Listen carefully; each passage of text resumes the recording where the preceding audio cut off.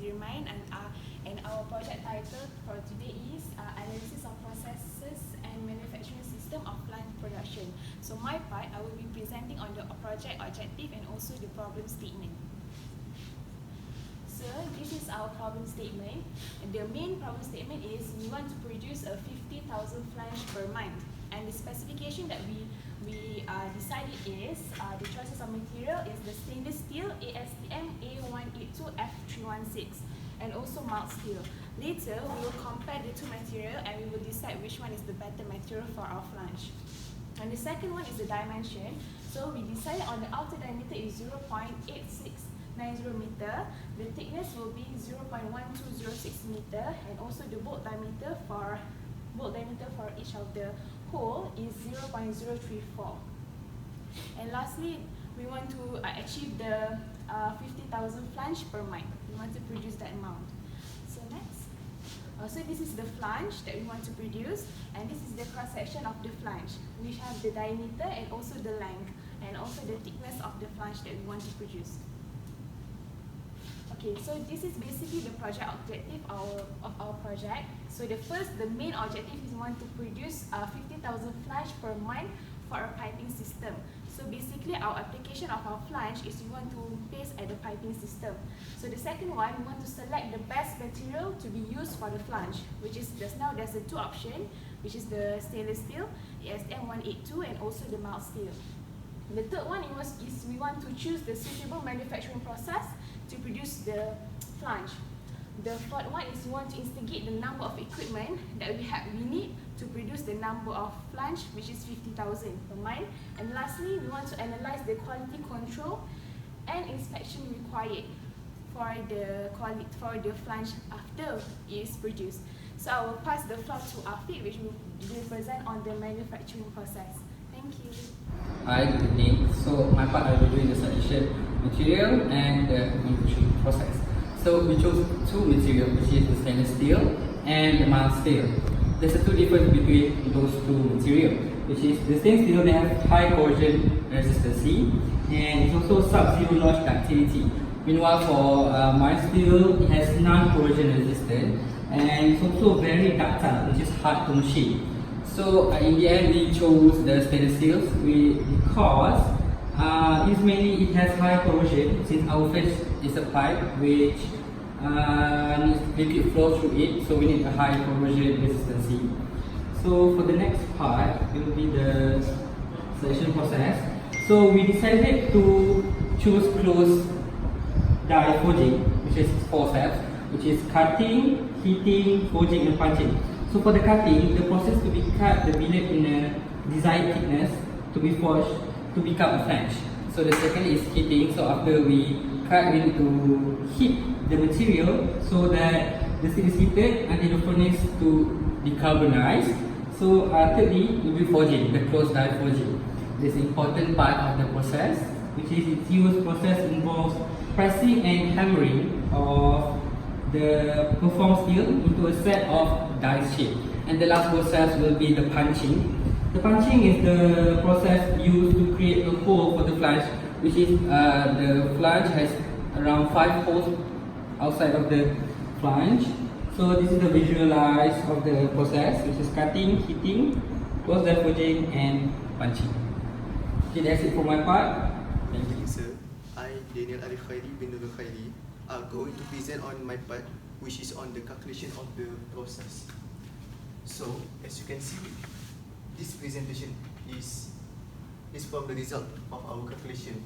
So basically, we are going to use 4 formula and for the another 4 sub formula to calculate the all processes which is involved in the flat seam project.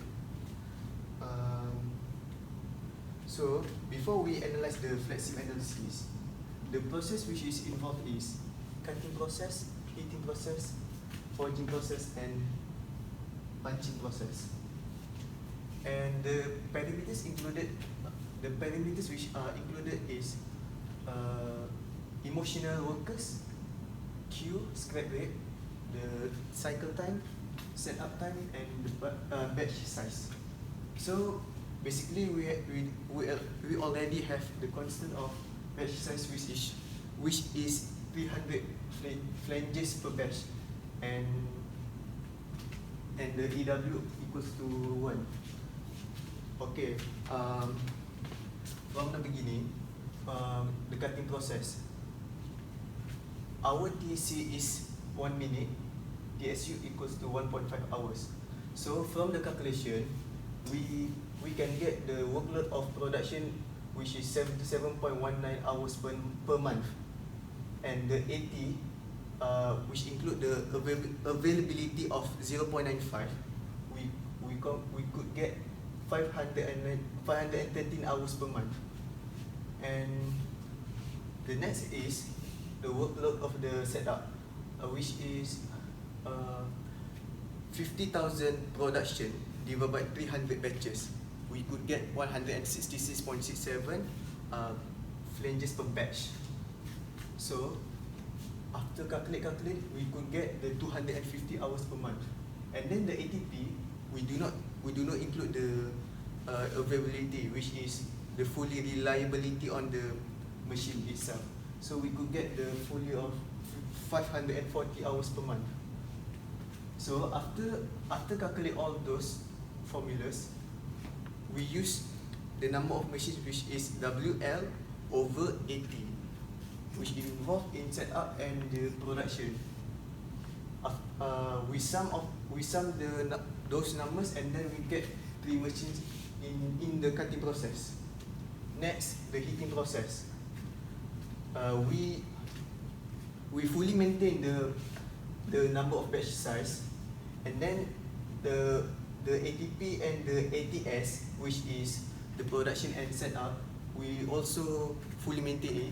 And then the workload of the production from heating is 438.6 hours per month, and the workload of the setup is 266.67. And then the number of machines we calculate after some those numbers, we could get 2 machines. And then, oh yeah, I totally forgot. For the cutting process, our TB is equals to 0.02167 hours per flange, and our TP is our TB equals to 0.02167 hours per flange. TB equals to 6.5 hours per batch, and then RP we divide by 1 divided by TP is equals to 46.15 flanges per hours in 1 day. So for the heating process, our TP is equals to 0.01366 hours per flange. The TB is equals to 4.1 hours per batch, and then we can calculate our RP, which is equals to 73.17 flanges per hours. The next process is forging. Our forging setup is 1 hour, and the cycle time is 2 minutes. So from the calculations, the workload of the production is equals to 1,754.39 hours per month, and then our workload for setup time is 166.67 hours per month, which is for 1 hour setup time. So after we get those numbers, we can conclude that we could get 4 machines for the forging process. And then to conclude, and then for the TP, we get 0.03666 hours per flange. TB is equals to 11 hours per batch, and then the RP is equals to 27.28 flanges per hours. Last but not least, the punching process. The punching process, our cycle time for punching process is equals to 0.5 minutes, and our TSU number is equals to 1.7 hours. From our calculation, we can get the W load for the process is 438.6 hours per month, and our workload for setup time is 283.33 hours per month. And the number of machines we could get from the this process is equals to 2 machines, approximately lah.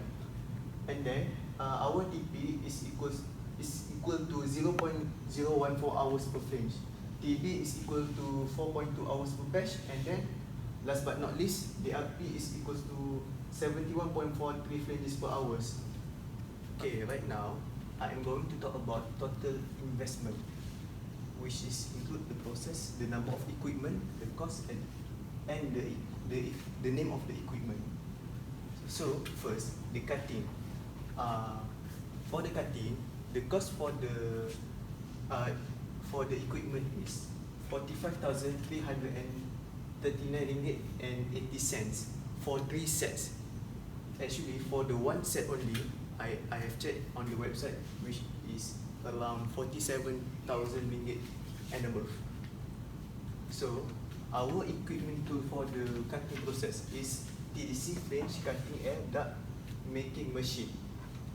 Next, the heating. The heating for the heating process machine for the cost. The cost of the heating process is 41,280 ringgit for 2 machines, which we will use the equipment name, the metal bar induction heat treatment forging machine. The third one, forging. Forging, as you can see, they have most number of the equipment, which is 4 machines. The 4 machines itself cost 392,065 ringgit and 64 cents. So we are going to use this equipment for forging, which is 500 ton servo closed die cold forging. And last but not least, the punching. The cost for these 2 machines is 412,163 ringgit and 52 cents. So the equipment we are going to use is EFP50 round duct flange punching machine. So as you can see, we are going to sum up the total investment, which is 890,786 ringgit and 96 cents for the total 11 machines in investment we need to spend on. So next we are going to proceed to Faik. Thank you. Assalamualaikum warahmatullahi wabarakatuh. My name is Faik Usaini, and I will presenting the FlexSim simulation analysis. So the first one, we need to make an assumption before we do the FlexSim simulation. So the first assumption is the cycle time and setup time for every process. There's 4 process, and the first process is cutting. We assume that the cycle time is 0.016667 hour per part, and the setup time is 1.5 hour per part. And then the second process is heating. We assume that the cycle time is 0.0083333 hour per part, and the setup time is 1.6 hour per part. And then forging, 0.03333 hours per part, and then the setup time is 1 hour per part. And then the last process is punching. The cycle time is 0.0083333 hour per part, and then the setup time is 1.7 hour per part. And then this is the process flow of the model. As you can see, the simulation started with source 1. The source 1 is the raw material, then it will goes to Q1. The Q1 will transfer to the cutting process. There's 3 machine of cutting process. Cutting process, we need to cut the raw material into the desired shape, and then it will goes to Q2, and then go to the next process. The next process is heating. We need to heat the material before it goes to forging. And then the next process is forging. Forging is a process that we made to shape the material into a flange shape. And then the last one is punching. Punching is process that need to do because we need a hole on the flange. And then the last one is sinks.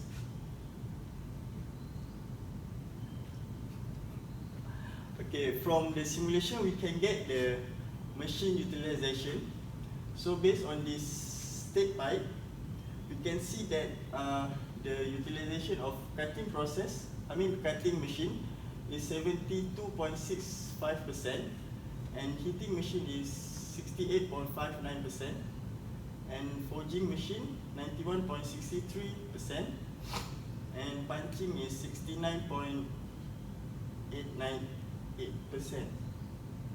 So based on this, we can conclude that the machine is fully utilized because there's no extra job for each machine.